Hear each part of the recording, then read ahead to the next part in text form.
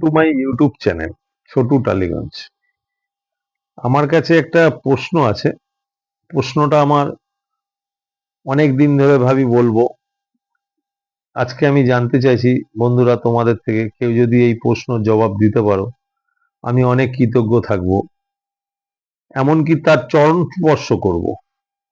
প্রশ্নটা হলো, আমরা এত যুগ ধরে ভগবানকে দেখছি, শুনে এসছি, কাল্পনিক বলো যে শিব ঠাকুর এমনি হয়, মা কালী এমনি হয়, মা দুর্গা এমনি হয়, কৃষ্ণ ঠাকুর এমনি হয়, নানান রকম ঠাকুর, সরস্বতী, লক্ষ্মী, গণেশ।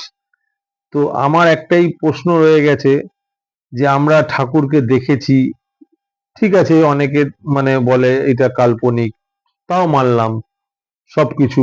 এই ঠাকুরের এইটা আসল ছবি, এই ঠাকুরের এইটা এই সময় এই করতো সে। তো তখন তো ক্যামেরা আমার মনে হয় না ওঠেনি।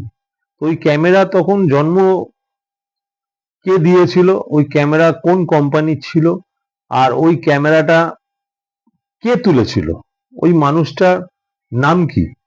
উনি তো সাধারণ মানুষ হবে না, কারণ শিব ঠাকুরের ওরকম পোষে ফটো, মা কালী ওরকম ফটো, মা দুর্গার ফটো। তো ফটোর যে ক্যামেরার কোম্পানিটা কোনটা ছিল, আর ওই ক্যামেরা দিয়ে কে তুলেছিল ফটো, ওইটা আমি জানতে চাই। যে ওইভাবে যে ঠাকুরের ফটোগুলো তোলা, এত সুন্দর সুন্দর পজ করে মানে পোজ করে তুলেছেন ঠাকুররা, দাঁড়িয়ে দাঁড়িয়ে ঠাকুররা ধ্যান করছে, কোনো ঠাকুর দাঁড়িয়ে আছে, কোনো ঠাকুর নৃত্যর ফটো আছে, নানা রকম ফটো আছে। ওই ফটো ক্যামেরাম্যান কে ছিল, আর ক্যামেরার কোম্পানিটা কে ছিল? কারণ ক্যামেরা কি ক্যামেরা দিয়ে উঠিয়েছিল, এইটা আমার মানে মাথার মধ্যে ঢুকছে না যে আমি কি এর প্রশ্ন জবাব প্লিজ দিও বন্ধুরা। ওকে বন্ধুরা, গুড নাইট, গুড ডে।